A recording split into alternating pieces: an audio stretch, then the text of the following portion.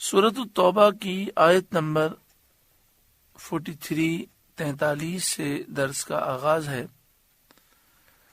سورۃ توبہ کا 7واں رکوع اور 10ویں پارے کا 13واں رکوع۔ اللہ رب العالمین نے ارشاد فرمایا، عفا اللہ عنک، اللہ آپ کو معاف کرے، لما اذنت لهم حتى يتبين لك الذين صدقوا وتعلم الكاذبين، آپ نے انہیں کیوں اجازت دے دی جب تک نہ کھلے تھے آپ پر سچے اور ظاہر نہ ہوئے تھے جھوٹے۔ عفا اللہ عنک سے اگر کسی کلام کی ابتدا کی جائے یا افتتاح کی جائے تو اس کا مطلب یہ ہوتا ہے کہ مخاطب کی تعظیم و توقیر میں مبالغہ کیا جا رہا ہے۔ عرب لوگوں کا یہ انداز ہے کہ جب کسی سے بات کرتے ہیں تو اس کی تعظیم کے موقع پر وہ ایسے کلمات استعمال کرتے ہیں۔ تو عفا اللہ عنک کا یہ معنی نہیں کہ نعوذ باللہ من ذالک نبی اکرم صلی اللہ علیہ وآلہ وسلم سے کوئی خطا ہو گئی جس کے لیے فرمایا گیا کہ اللہ آپ کو معاف کرے، بلکہ یہ عربوں کا جو انداز ہے اس کے مطابق حضور کی شان و عظمت کے اظہار کے لیے یہ جملہ ہے۔ قاضی ایاز رضی اللہ تعالیٰ عنہ نے شفا شریف میں اپنی کتاب میں فرمایا، جس کسی نے یہ سمجھا کہ عفا اللہ عنک، اللہ تعالیٰ آپ کو معاف کرے، لما اذنت لهم، اے محبوب آپ نے کیوں انہیں اجازت دے دی، حتی یتبین لک الذین صدقوا وتعلم الکاذبین، آپ اجازت نہ دیتے تو ان کے جو سچے ہیں وہ بھی کھل جاتے اور جو ان میں جھوٹے ہیں ان کا جھوٹ بھی ظاہر ہو جاتا، تو آپ نے کیوں اجازت دے دی؟ تو حضرت قاضی ایاز فرماتے ہیں اس سوال کو جس نے یہ سمجھا کہ اللہ تعالیٰ نے عتاب فرمایا ہے اس نے سمجھنے میں غلطی کی ہے، کیونکہ یہاں پر معاملہ یہ ہے کہ غزوہ تبوک میں جو لوگ حاضر نہیں ہوئے وہ نبی اکرم صلی اللہ علیہ وآلہ وسلم کی بارگاہ میں وہ اجازت لینے کے لیے آئے کہ آپ ہمیں اجازت دے دیں کہ ہم جہاد میں نہ آئیں اور اپنے گھر پر ہم رہیں، ہماری یہ مجبوریاں ہیں۔ تو نبی اکرم صلی اللہ علیہ وآلہ وسلم نے انہیں اجازت دے دی۔ اجازت دینا نہ دینا دونوں نبی اکرم صلی اللہ علیہ وآلہ وسلم کے اختیار میں تھا، تو جب اختیار میں تھا تو لہذا آپ کا یہ کام بالکل درست تھا، جیسا کہ اللہ تعالیٰ نے فرمایا، فَأْذَن لِمَنْ شِئْتَ مِنْهُمْ، آپ ان میں سے جسے چاہیں اجازت دے دیجئے۔ تو لما اذنت لهم، اے محبوب آپ نے کیوں اجازت دی؟ یہ عتاب کے لیے نہیں تھا، بلکہ یہ اس بات کو ظاہر کرنے کے لیے ہے کہ اے محبوب اگر آپ اجازت نہ بھی دیتے تو بھی وہ جہاد میں جانے والے نہ تھے۔ عفا اللہ عنک کے معنی یہ ہے کہ اللہ تعالیٰ آپ کو معاف کرے، گناہ سے تو آپ کا کوئی واسطہ ہی نہیں۔ اس میں سید عالم صلی اللہ علیہ وآلہ وسلم کی کمال تکریم، توقیر اور تسکین و تسلی ہے کہ دل مبارک پر لما اذنت لهم فرمانے سے کوئی بوجھ نہ ہو، اس بوجھ کو دور کر دیا گیا۔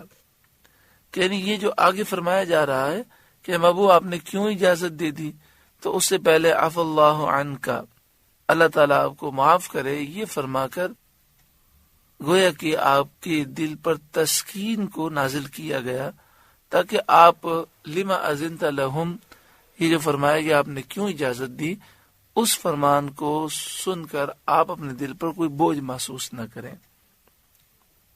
آگے ارشاد فرمایا، لا يستأذنك الذين يؤمنون بالله واليوم الآخر ان يجاهدوا بأموالهم وأنفسهم، اور وہ لوگ جو اللہ پر اور آخرت پر ایمان رکھتے ہیں وہ آپ سے چھٹی نہ مانگیں گے اس سے کہ اپنے مال اور جان سے جہاد کریں.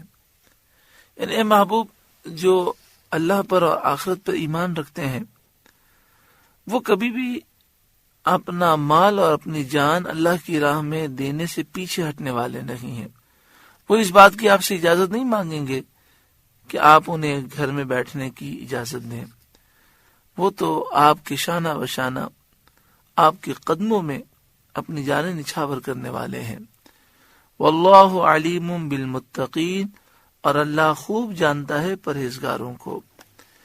انما یستأذنک الذین لا یؤمنون باللہ والیوم الآخر، آپ سے یہ چھٹی وہی مانگتے ہیں جو اللہ اور قیامت پر ایمان نہیں رکھتے. یعنی منافقین ہی آ کر آپ سے یہ عرض کرتے ہیں کہ آپ ہم اجازت دے دیں کہ ہم جہاد میں نہ جائیں. وارتابت قلوبہم، اور ان کے دل شک میں پڑے ہیں. فہم فی ریبہم یترددون، تو وہ اپنے شک میں متردد ہیں، ڈاواں ڈول ہیں، یعنی نہ ادھر کے ہوئے نہ ادھر کے ہوئے، نہ کفار کے ساتھ رہ سکے نہ مومنین کا ساتھ دے سکے.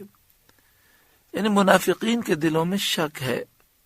اس شک کی وجہ سے وہ متردد ہیں، نہ کھول کر یہ اپنے آپ کو کافر کہہ سکتے ہیں اور نہ مسلمانوں کا ساتھ دے سکتے ہیں. وَلَوْ أَرَادُوا الْخُرُوجَ لَأَعَدُّوا لَهُ عُدَّةً، انہیں نکلنا منظور ہوتا تو اس کا سامان کرتے اور جہاد کا ارادہ رکھتے، اس کے لیے تیاری کرتے. وَلَكِنْ كَرِهَ اللَّهُ بِعَاثَهُمْ فَثَبَّتَهُمْ، مگر اللہ ہی کو ان کا اٹھنا ناپسند ہوا تو ان میں کاہلی بھر دی. یعنی مراد یہ ہے کہ یہ آ کر اب یہ بہانے بنا رہے ہیں کہ حالات کچھ صحیح نہیں ہیں، ہمارے گھر میں فلاں بیماری ہے، فلاں مسئلہ ہو گیا. تو جہاد کی تیاری تو کتنے عرصے سے چل رہی تھی. اگر یہ جہاد کا ارادہ ہوتا تو اس کے لیے تیاری تو کرتے. تو انہوں نے تیاری نہیں کی، تو شروع ہی سے ان کا کوئی ارادہ نہ تھا. انہوں نے صرف یہ چاہا کہ کوئی بہانہ بن جائے اور ان کی منافقت ظاہر نہ ہو. دوسرا فرمایا گیا کہ اللہ تبارک و تعالی کو یہ پسند ہی نہ تھا کہ یہ جہاد میں چلیں، تو اللہ تعالی نے ان میں کاہلی بھر دی. وَقِيلَ قُعُودُوا مَعَ الْقَاعِدِينَ، اور فرمایا گیا کہ بیٹھ رہو بیٹھ رہنے والوں کے ساتھ. یعنی جب یہ آئے کہ ہمیں اجازت دیجیے تو ان سے فرمایا گیا کہ عورتیں، بچے، بیمار، اپاہج اور معذور لوگ جس طرح جہاد میں نہیں گئے، ان کی مجبوری تھی، تو انہی کے ساتھ بیٹھ جاؤ. لو خرجوا فیکم ما زادوکم الا خبالا، اگر وہ تم میں نکلتے تو ان سے سوا نقصان کے تمہیں کچھ نہ بڑھتا. یعنی اے مسلمانوں، یہ اگر تمہارے ساتھ جہاد میں آتے تو تمہیں نقصان پہنچاتے. کیونکہ جو آدمی دل سے جنگ کے لیے نہ نکلے وہ خود بھی جنگ نہیں کرتا اور دوسرے کے بھی حوصلے پست کرتا ہے. وَلَأَوْدَعُوا خِلَالَكُمْ يَبْغُونَكُمُ الْفِتْنَةَ، اور تم میں فتنہ ڈالنے کو تمہارے بیچ میں فساد پیدا کرتے. یعنی وہ چاہتے کہ تمہاری جمعیت منتشر ہو جائے اور ایسے اختلافات پیدا کرتے کہ تمہارے اندر فساد پیدا ہو جائے. وَفِيكُمْ سَمَّعُونَ لَهُمْ، اور تم میں ان کے جاسوس موجود ہیں جو تمہاری باتیں ان تک پہنچاتے ہیں. وَاللَّهُ عَلِيمٌ بِالظَّالِمِينَ، اور اللہ خوب جانتا ہے ظالموں کو. لَقَدِ ابْتَغَوُا الْفِتْنَةَ مِنْ قَبْلُ، بے شک انہوں نے پہلے ہی فتنہ چاہا تھا. یعنی ان لوگوں نے پہلے آپ کے صحابہ کرام کو دین سے روکنے کی کوشش کی تھی. اسی طرح عبداللہ بن ابی جو منافقوں کا سردار ہے، غزوہ احد کے موقع پر مسلمانوں کو گمراہ کرنے کے لیے، ان کے حوصلے پست کرنے کے لیے عین میدان جنگ سے وہ اپنے 300 افراد لے کر پیچھے ہٹ گیا، لیکن اللہ تعالیٰ نے مدد فرمائی اور مسلمان جہاد پر ثابت قدم رہے۔ وَقَلَّبُوا لَكَ الْأُمُورَ، اور اے محبوب انہوں نے آپ کے لیے تدبیریں الٹی پلٹی اور انہوں نے آپ کا کام بگاڑنے اور دین میں فساد ڈالنے کے لیے بہت مکر و فریب کی ہے۔ حتی جاء الحق، یہاں تک کہ حق آیا، یعنی اللہ تعالیٰ کی طرف سے تائید اور نصرت آ گئی۔ وظہر امر اللہ وہم کارہون، اور اللہ کا حکم ظاہر ہوا اور اس کا دین غالب آ گیا اور انہیں یہ بات ناگوار تھی۔ وَمِنْهُمْ مَنْ يَقُولُ ذَلِّي وَلَا تَفْتِنِّي، اور ان میں کوئی آپ سے یوں عرض کرتا ہے کہ مجھے رخصت دیجئے اور فتنے میں نہ ڈالیے۔ اس کا شان نزول یہ ہے کہ ایک منافق تھا جس کا نام جد بن قیس تھا۔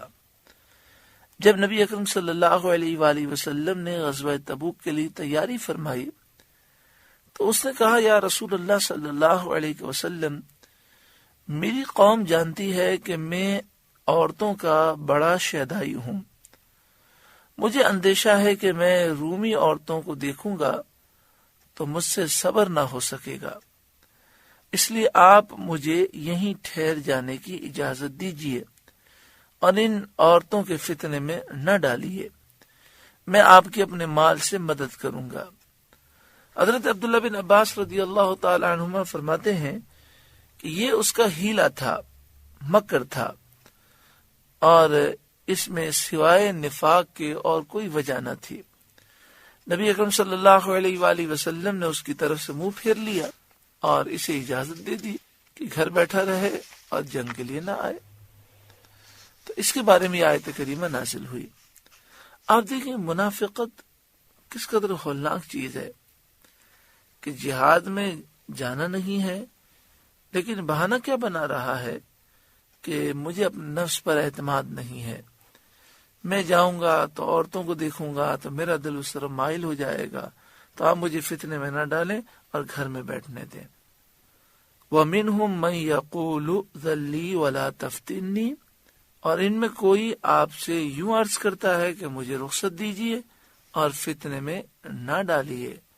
أَلَا فِي الْفِتْنَةِ سَقَطُوا، سن لو وہ فتنے ہی میں پڑے ہیں۔ کیونکہ جہاد سے رک جانا اور نبی اکرم صلی اللہ علیہ وآلہ وسلم کے حکم کی مخالفت کرنا بہت بڑا فتنہ ہے۔ وَإِنَّ جَهَنَّمَ لَمُحِيطَةٌ بِالْكَافِرِينَ، اور بے شک جہنم کافروں کو گھیرے ہوئے ہے۔ ان تصبک حسنۃ تسؤہم، اے محبوب اگر آپ کو بھلائی پہنچے تو انہیں برا لگے، یعنی جب آپ کو دشمن پر فتح یابی نصیب ہوتی ہے، مال غنیمت ہاتھ میں آتا ہے، تو منافقین کو بڑی تکلیف ہوتی ہے اور انہیں بہت برا لگتا ہے۔ وَإِن تُصِبْكَ مُصِيبَةٌ يَقُولُوا قَدْ أَخَذْنَا أَمْرَنَا مِنْ قَبْلُ، اور اگر آپ کو کوئی مصیبت پہنچے، کسی طرح کی شدت پیش آئے، کچھ مشکلات آ جائیں، یقولو تو کہیں قد اخذنا امرنا من قبل، ہم نے اپنا کام پہلے ہی ٹھیک کر لیا تھا، بڑی چالاکی کی، بڑی سمجھداری کی کہ ہم جہاد میں نہ گئے، ہمیں پہلے ہی اندازہ ہو گیا تھا کہ حالات بڑے خراب ہیں۔ وَيَتَوَلَّوْا وَهُمْ فَرِحُونَ، اور وہ خوشیاں مناتے پھر جائیں۔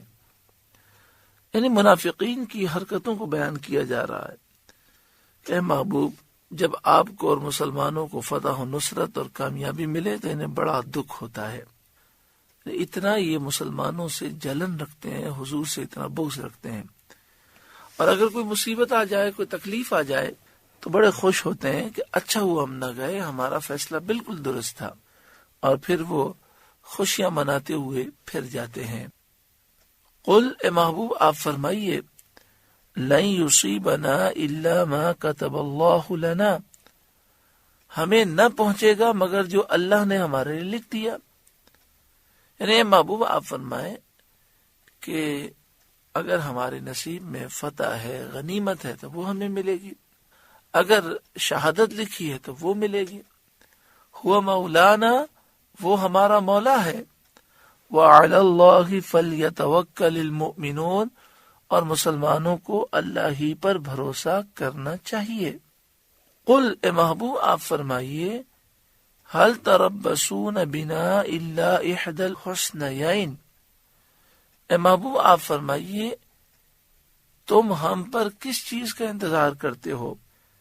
الا احدى الحسنيين، مگر دو خوبیوں میں سے ایک کا، یعنی یا تو ہمیں فتح و نصرت ملے گی، غنیمت کا مال ملے گا، یا شہادت ملے گی اور مغفرت ملے گی۔ کیونکہ مسلمان جب جہاد میں جاتا ہے تو وہ اگر غالب ہو جب تو فتح و غنیمت اور اجر عظیم پاتا ہے، اور اگر اللہ کی راہ میں مارا جائے تو اس کو شہادت حاصل ہوتی ہے، جو اس کی اعلی مراد ہے۔ تو محبوب آپ فرمائیے تم کہہ رہے ہو کہ ہم انتظار کر رہے ہیں، تو ذرا سوچو، تم دو میں سے ایک بھلائی کا انتظار کر رہے ہو، کیونکہ جب کوئی مومن اللہ کی راہ میں جہاد میں نکلتا ہے، وہ شہید ہو جائے، بظاہر شکست بھی ہو جائے تو وہ کامیاب ہے، اور اگر غازی بن کے لوٹے پھر بھی کامیاب ہے۔ وَنَحْنُ نَتَرَبَّصُ بِكُمْ أَن يُصِيبَكُمُ اللَّهُ بِعَذَابٍ مِّنْ عِنْدِهِ أَوْ بِأَيْدِينَا، اور ہم تم پر اس انتظار میں ہیں کہ اللہ تم پر عذاب ڈالے اپنے پاس سے یا ہمارے ہاتھوں سے، یعنی تم تو دو بھلائیوں میں سے ایک بھلائی کا ہمارے لیے انتظار کر رہے ہو، اور ہم دو برائیوں میں سے، دو تباہیوں میں سے کسی ایک کا انتظار کر رہے ہیں۔ یا تو اللہ تعالیٰ اپنے پاس سے عذاب تم پر ڈال دے، قوم عاد و سمود کی طرح تمہیں ہلاک کر دے، یا پھر یہ ہو کہ ہمارے ہاتھوں تم پر عذاب آئے کہ تم قتل کیے جاؤ اور قید کیے جاؤ۔ فَتَرَبَّصُوا إِنَّا مَعَكُمْ مُتَرَبِّصُونَ، تو اب راستہ دیکھو، ہم بھی تمہارے ساتھ راستہ دیکھ رہے ہیں، تم بھی انتظار کرو، ہم بھی انتظار کرتے ہیں کہ تمہارا کیا انجام ہوتا ہے۔ قل، اے محبوب آپ فرمائیے، انفقوا طوعا او کرہن، دل سے خرچ کرو یا ناگواری سے خرچ کرو، لن یتقبل منکم، تم سے ہرگز قبول نہ ہوگا، اب تمہارا مال قبول نہ کیا جائے گا۔ انکم کنتم قوما فاسقین، بے شک تم بے حکم لوگ ہو، فاسق لوگ ہو۔ یہ آیت جد بن قیس منافق کے جواب میں نازل ہوئی، جس نے جہاد میں نہ جانے کی اجازت طلب کرنے کے ساتھ یہ کہا تھا کہ میں اپنے مال سے مدد کروں گا۔ اس پر اللہ تعالیٰ نے اپنے حبیب سید عالم صلی اللہ علیہ وآلہ وسلم سے فرمایا کہ آپ ان سے کہہ دیں کہ تم خوشی سے دو یا نہ خوشی سے تمہارا مال قبول نہ کیا جائے گا، یعنی رسول کریم صلی اللہ علیہ وآلہ وسلم اس کو نہ لیں گے، کیونکہ یہ دینا اللہ کے لیے نہیں ہے۔ وَمَا مَنَعَهُمْ أَن تُقْبَلَ مِنْهُمْ نَفَقَاتُهُمْ إِلَّا أَنَّهُمْ كَفَرُوا بِاللَّهِ وَبِرَسُولِهِ، اور وہ جو خرچ کرتے ہیں اس کا قبول ہونا بند نہ ہوا مگر اسی لیے کہ وہ اللہ اور رسول سے منکر ہوئے، یعنی چونکہ یہ اللہ اور اس کے رسول کے منکر ہیں، اس لیے ان کا خرچ قبول نہیں کیا جاتا۔ وَلَا يَأْتُونَ الصَّلَاةَ إِلَّا وَهُمْ كُسَالَىٰ، اور نماز کو نہیں آتے مگر جی ہارے، سستی کاہلی سے نماز پڑھتے ہیں، کیونکہ لوگوں کو دکھانے کے لیے پڑھتے ہیں، اندر سے نماز کا جوش اور ولولہ نہیں ہوتا۔ وَلَا يُنْفِقُونَ إِلَّا وَهُمْ كَارِهُونَ، اور خرچ نہیں کرتے مگر ناگواری سے، یعنی اللہ کی رضا تو چاہنا مقصد ہی نہیں ہے، لوگوں کو خوش کرنا ہے، تو اندر اندر دل کوڑ رہا ہے کہ مال ضائع ہو رہا ہے، لیکن کیا کریں، اگر نہیں دیں گے تو لوگ باتیں بنائیں گے، اس لیے منافقین مال خرچ کرتے تھے۔ پیارے محترم بھائیوں، یہ جتنی صفات، بری صفات بیان ہو رہی ہیں منافقین کی، ہر مسلمان کو ان صفات سے بچنا چاہیے. یعنی صفات سے مراد ہے خصلت، تو جو بری خصلتیں بیان ہوئی ان سے بچنا چاہیے. آج لوگ دین کے لیے نکلنے کے تیار نہیں ہوتے، حالات دیکھتے ہیں، اور جہاں لگتا ہے کہ یہاں پر مثلا ریلی ہے اور اس ریلی میں ہم جب جائیں گے تو تصویریں بھی خوب بنیں گی اور ہماری واہ واہ بھی بہت ہوگی اور کوئی قسم کا کوئی ٹینشن بھی نہیں ہے، تو بہت سے لوگ چلے جاتے ہیں. لیکن جہاں معاملہ یہ ہوتا ہے کہ ہو سکتا ہے پولیس لاٹھی چارج کر دے، ہو سکتا ہے گرفتاریاں ہو جائیں، تو پھر دین کے لیے ریلی میں نکلنے کے لیے بھی لوگ تیار نہیں ہوتے. یعنی حالات دیکھ کر وہ فیصلہ کرتے ہیں. صحابہ کرام علیہم رضوان فیصلہ کرتے تھے اللہ اور اس کے رسول کے حکم پر. جب دین کے لیے نکلنے کی ضرورت ہے تو وہ نکل پڑتے تھے. لیکن منافقین اندازہ کرتے تھے کہ ابھی نکلنے میں ہم نکلیں گے تو فتح ہوگی کہ شکست ہوگی. اگر فتح ہوگی تو جانا چاہیے، خوب مال غنیمت بھی ملے گا اور ہمارا نام بھی ہو جائے گا کہ ماشاءاللہ جہاد میں گئے تھے. اور جہاں ایسا لگے کہ نقصان ہوگا تو نہیں جاتے، کوئی نہ کوئی بہانہ کر لیتے ہیں. پھر اگر فائدہ ہو جائے تو بڑا افسوس کرتے ہیں کہ ہم تو سمجھے تو نقصان ہوگا، اور اگر نقصان ہو جائے تو آپس میں خوش ہوتے ہیں کہ اچھا فیصلہ ہو گیا. یہ منافقین کے انداز ہے، یہ ان کے طریقے ہیں. اور پھر یہاں یہ بیان کیا گیا کہ منافقین نماز سستی سے پڑھتے ہیں کیونکہ ان کا مقصد اللہ کی رضا ہے نہیں. تو آج دیکھیں، اگر ایک مسلمان نماز ادا کرے اور اس کے دل میں یہی نیت ہو کہ اگر میں نماز نہیں پڑھوں گا تو لوگ کیا کہیں گے، یا میں اچھی نماز پڑھوں تاکہ لوگ میری واہ واہ کریں، تو وہ نماز میں چونکہ اندر سے لذت نہیں ہے تو وہ نماز بوجھ ہوتی ہے.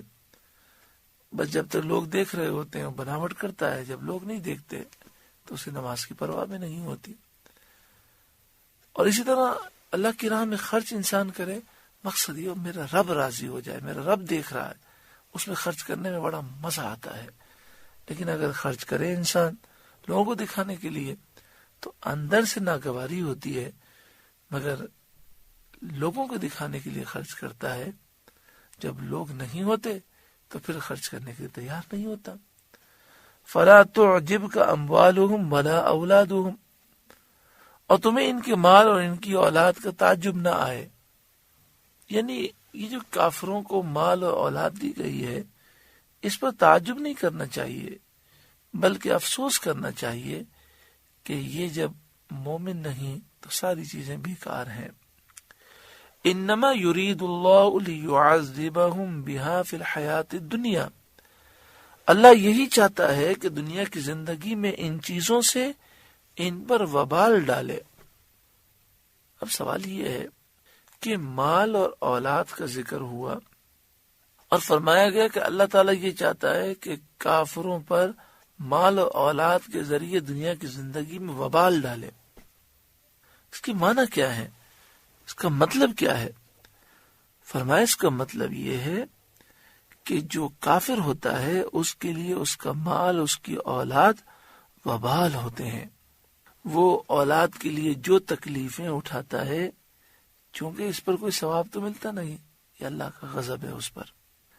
جو مال کو کمانے کے لیے دن رات ایک کر دیتا ہے، اپنا آرام بھی ترک کرتا ہے، یہ اللہ تعالیٰ کا اس پر عذاب ہے.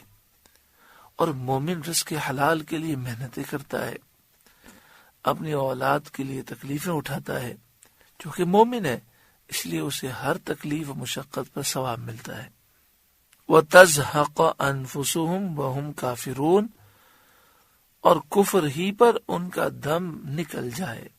تو جب کفر پر مریں گے تو ان کا مال ان کے حق میں راحت کا سبب نہ ہوا. کوئی شخص کفر میں مرتا ہے تو اس کا مال اس کے لیے صدمے کا باعث ہوتا ہے. جیسے کسی کے 100 روپے چوری ہو جائیں دکھ ہوگا، لیکن 1,00,000 روپے چوری ہو جائیں تو بہت زیادہ دکھ ہوگا، اور 1 کروڑ روپے چوری ہو جائیں تو بہت زیادہ دکھ ہوگا۔ تو جو کافر مالدار ہیں، جب ان کی روح نکلتی ہے تو جتنا مال زیادہ ہوگا اتنا صدمہ زیادہ ہوگا۔ وَيَحْلِفُونَ بِاللَّهِ إِنَّهُمْ لَمِنْكُمْ، اور اللہ کی قسمیں کھاتے ہیں کہ وہ تم میں سے ہیں، یعنی وہ یہ قسم کھا کے کہتے ہیں ہم مسلمان ہیں، حضور سے محبت کرنے والے ہیں۔ وَمَا هُمْ مِنْكُمْ، اور تم میں سے وہ نہیں ہیں، تمہیں دھوکہ دیتے ہیں، جھوٹ بولتے ہیں۔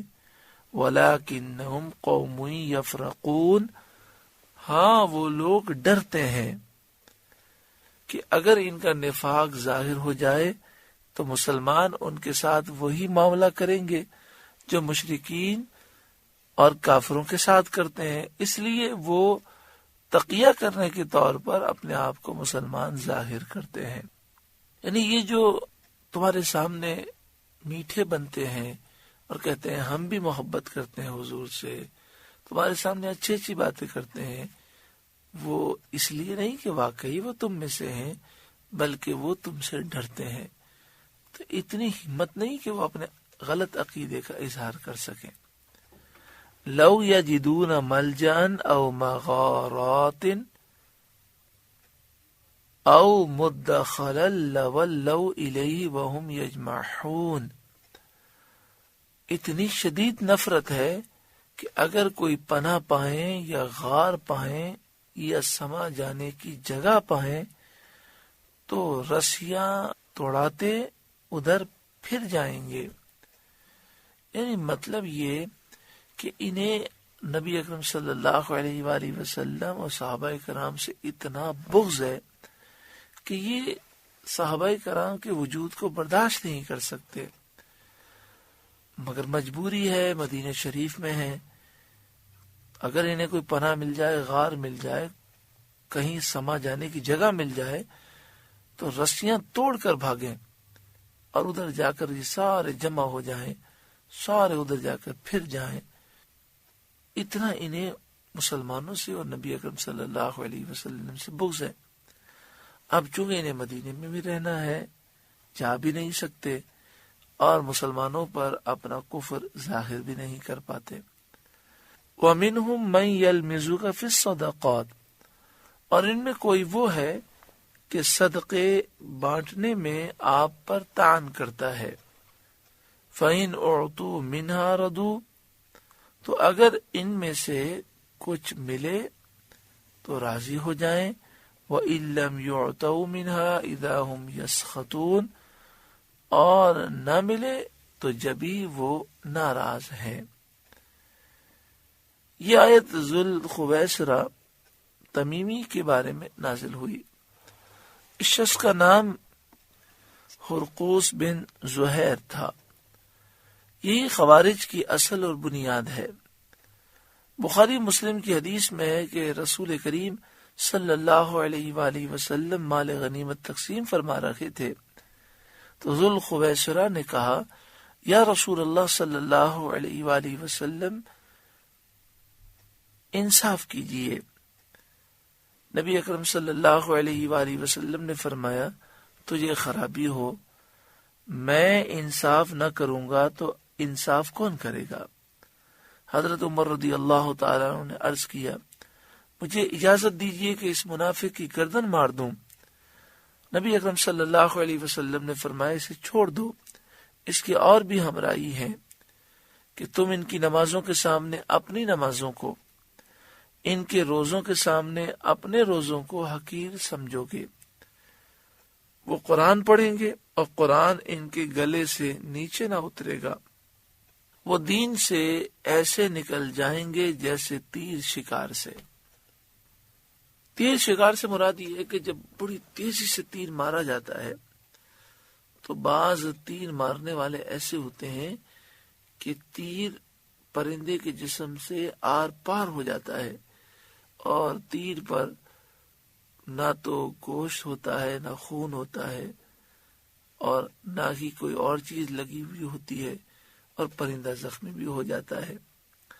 تو اس کی مثال دی گئی اس طرح جس طرح تیر پر کچھ بھی نہیں ہوتا، یہ بھی ایمان سے بالکل فارغ ہیں اور بالکل رحمت اور برکتوں سے محروم ہیں۔ وَلَوْ أَنَّهُمْ رَضُوا مَا آتَاهُمُ اللَّهُ وَرَسُولُهُ، اور کیا اچھا ہوتا اگر وہ اس پر راضی ہوتے جو اللہ اور رسول نے ان کو دیا۔ وَقَالُوا حَسْبُنَا اللَّهُ، اور کہتے ہمیں اللہ کافی ہے۔ سَيُؤْتِينَ اللَّهُ مِنْ فَضْلِهِ، ان قریب اللہ تعالی ہمیں دے گا اپنے فضل سے۔ وَرَسُولُهُ، اور اس کے رسول ہمیں دیں گے۔ اِنَّا إِلَى اللَّهِ رَاغِبُونَ، ہمیں اللہ ہی کی طرف رغبت ہے۔ یعنی اگر وہ یہ کہہ دیتے کہ جو اللہ اور اس کے رسول نے ہمیں دیا ہم اس پہ راضی ہیں، ہمیں اللہ کافی ہے، ان قریب اللہ تعالی ہمیں اپنے فضل سے دے گا اور اس کے رسول دیں گے، تو وہ کامیاب ہو جاتے۔ یہاں پر دیکھیں حقیقی طور پر دینے والا تو صرف اللہ تعالیٰ ہے، لیکن فرمایا کہ اگر وہ اس پہ راضی ہو جاتے جو اللہ نے دیا اس کے رسول نے دیا، معلوم ہوا کہ دینے والا تو حقیقی طور پر اللہ ہے، لیکن تقسیم کرنے والے محبوب کریم صلی اللہ علیہ وسلم ہے۔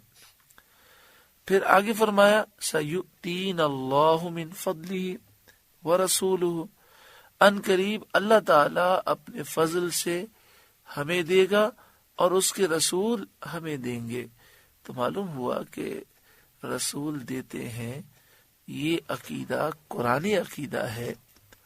جو یہ کہے کہ رسول کریم صلی اللہ علیہ وآلہ وسلم تو ایک ذرہ بھی دینے کے مالک نہیں ہے، نعوذ باللہ من ذالک، وہ ایمان سے باہر ہے، اسلام سے باہر ہے، وہ تو قرآن کا منکر ہے، اس سے تو قرآن پاک کو سمجھا نہیں۔ یہاں فرمایا اِنَّا إِلَى اللَّهِ رَاغِبُونَ، ہمیں اللہ ہی کی طرف رغبت ہے کہ ہم پر اللہ تعالیٰ اپنا فضل وسیع کرے، اس کی امید ہے، اور ہمیں مخلوق کے اموال سے غنی و بے نیاز کر دے، ہمیں اتنا دے کہ لوگوں کے مال کی ہمیں کوئی حاجت نہ ہو۔ ہم اللہ تعالیٰ سے یہ امیدیں رکھتے ہیں۔ اللہ تعالیٰ ہم پر خاص فضل و کرم فرمائے۔ سورہ توبہ کا 7واں رکوع مکمل ہوا۔ اللہ اللہ